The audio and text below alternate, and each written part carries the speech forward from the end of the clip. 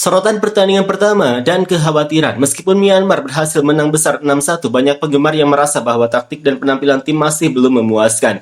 Mereka melihat adanya kelemahan dalam kerjasama tim, di mana para pemain seringkali terlalu egois dan ingin mencetak gol sendiri alih-alih mengoper bola. Hal ini dianggap sebagai masalah klasik yang selalu terjadi pada timnas Myanmar dan seringkali menyia-nyiakan peluang emas. Kritik untuk individu dan tim. Beberapa pemain menjadi sorotan utama. Pemain nomor 9 dikritik karena dianggap masih kurang dalam hal fisik maupun keterampilan dan banyak yang berpendapat dia tidak pantas menjadi penyerang utama. Namun ada juga yang membela pemain nomor 9 mengingat ia sudah berusaha keras di bawah tekanan dan bahkan bermain saat cedera. Selain itu, kapten tim nomor 10 dan pemain pengganti nomor 14 juga dinilai tampil kurang maksimal.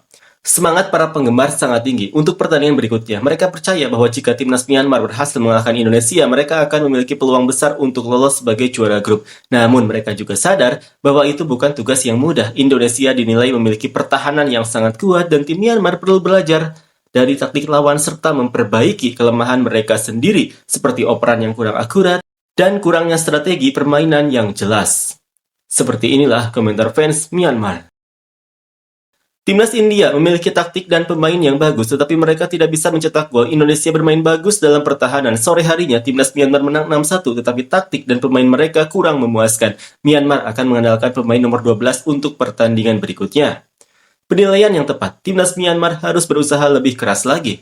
Sebagian besar orang Myanmar kurang memiliki kepercayaan diri. Bermainlah dengan mentalitas harus menang. Jika Anda bermain untuk menang, Anda pasti akan menang. Jika kekhawatiran menyelimuti, itu sama saja dengan menyerah kepada kekalahan.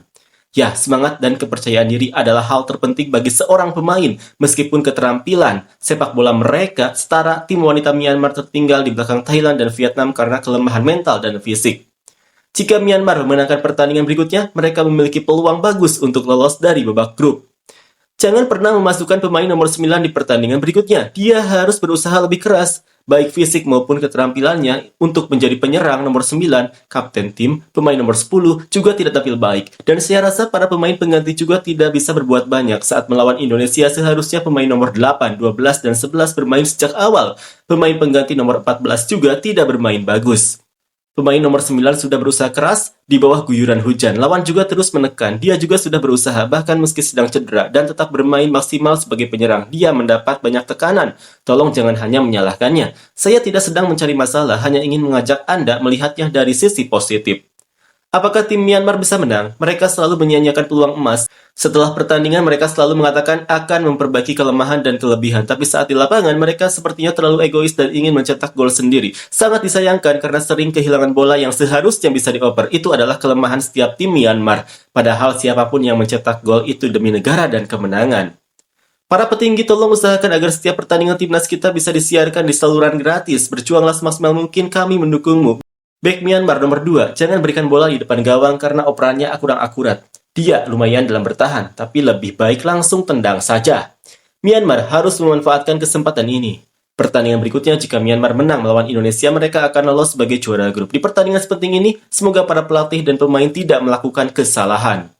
Harus menang, jangan remehkan mereka. Pemain nomor 9 memiliki postur tubuh yang bagus dan lengkap, tetapi teknik sepak bolanya masih kurang. Dia masih perlu lebih banyak latihan, jangan masukkan dia di lini depan. Dengan permainan seperti di hari pertama, tim Myanmar tidak akan bisa mengalahkan dua tim ini. Operan mereka tidak akurat dan tidak memiliki strategi permainan yang jelas. Itu hasil yang kami inginkan. Jika kita mengalahkan Indonesia, kita hampir pasti akan lolos kualifikasi. Berjuanglah sekuat tenaga di kandang sendiri. Kami, para penggemar, telah melakukan lebih dari sekedar tugas kami untuk mendukung kalian. Saya sedih melihat kegagalan tim besar. Adik-adik, tolong bermainlah dengan hati-hati. Ini adalah hasil yang adil dan seimbang. Tim yang berpotensi menjadi juara grup seharusnya tidak mengalami kekalahan. Mereka juga tidak seharusnya bermimpi untuk menjadi juara grup dengan mudah. Meskipun sulit, Myanmar harus berusaha. Perhatikan baik-baik cara bermain India dan Indonesia, lalu cari kelemahan mereka dan lakukan perbaikan.